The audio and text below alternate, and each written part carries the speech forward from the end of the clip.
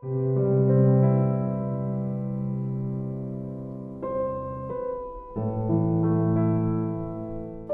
નામ અમુબેન સવજીભાઈ જોગરાણા છે. મારે 2 છોકરી ને 2 છોકરા છે અને મારા હસબન્ડ રિક્ષા ચલાવે છે ને એમાં અમારું ગુજરાન ચાલે છે. હું ઘરકામ કરી અને ઘરમાં મદદ કરું છું અને હું પોતે વિકલાંગ છું. અમે પહેલાં કાચા મકાનમાં રહેતા હતા અને મકાન ઘણું ઊંડું હતું, રોડથી 3 ફૂટ અંદર હતું અમારે, અને એના હિસાબે અમારે દર ચોમાસામાં પાણી ભરાઈ રહેતું હતું. અને આવી રીતે અમારે દર વર્ષે પાણી બહાર કાઢવાનું, ઉલેસવાનું, એને કારણે અંદર જીવજંતુઓ આવતા હતા, ગટરોનું પાણી બી ભરાતું હતું. એના હિસાબે અમારે ખૂબ તકલીફ ભોગવવી પડતી હતી.